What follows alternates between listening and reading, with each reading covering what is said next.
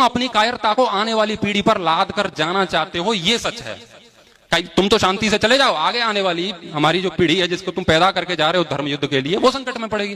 तो तुम आज कर लो ना जो करना है। आज क्या दिक्कत है? तुम्हारे खून में पानी है, कर लो जो करना है। लेकिन हम अपनी कायरता को स्वीकार नहीं करते हैं, उनको दोष देते रहते हैं, उन्होंने ये किया, उन्होंने वो किया, है ना, तो पता नहीं क्या क्या कहते रहते हैं। तो हमें तो उस बात पर विश्वास करना चाहिए, वो बात जानने की कोशिश करनी चाहिए। अच्छा, जिसके पास धर्म है वो डरेगा या जिसके पास अधर्म है वो डरेगा?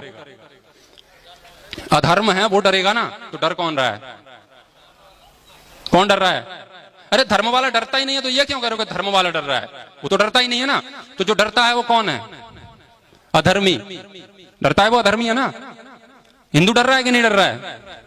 कौन अधर्मी है? धर्म जिसका धारण किया भगवान श्री कृष्ण ने, वो कभी किसी से डरे? धर्म जिसका धारण किया भगवान श्री रामचंद्र ने, वो किसी से डरे? समुद्र पार करके छाती ठोक के उनको जहां जहां छेद करने थे सारे सारे करके आए थे सबकी छाती में, है ना। वो किसी से डरे? छत्रपति शिवाजी महाराज किसी से डरे? क्योंकि उनके पास धर्म था। संभाजी महाराज किसी से डरे? उनके पास क्या था? धर्म था। हमारे आदर्श भगत सिंह किसी से डरे? स्वामी दयानंद किसी से डरे? स्वामी श्रद्धानंद किसी से डरे?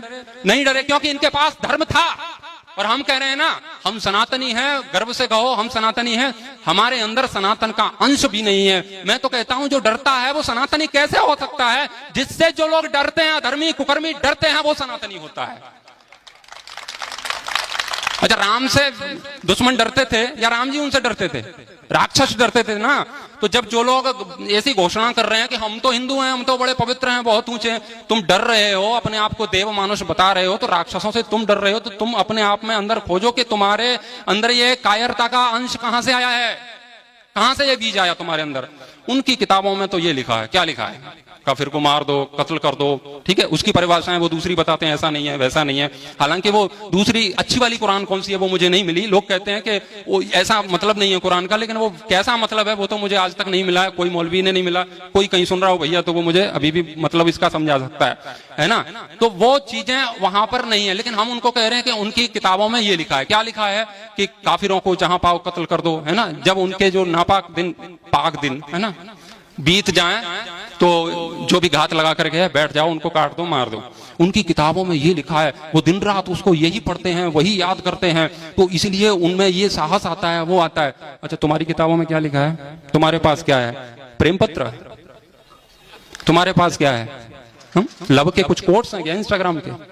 तुम्हारे पास भगवत गीता है, तुम्हारे पास वेद है, रामायण है, महाभारत है, ब्राह्मण ग्रंथ है आपके पास दर्शन है, उपनिषद है, आपके पास तो बहुत कुछ है। लेकिन तुम पढ़ो तब ना, तुम्हारे पास तो बहुत कुछ है।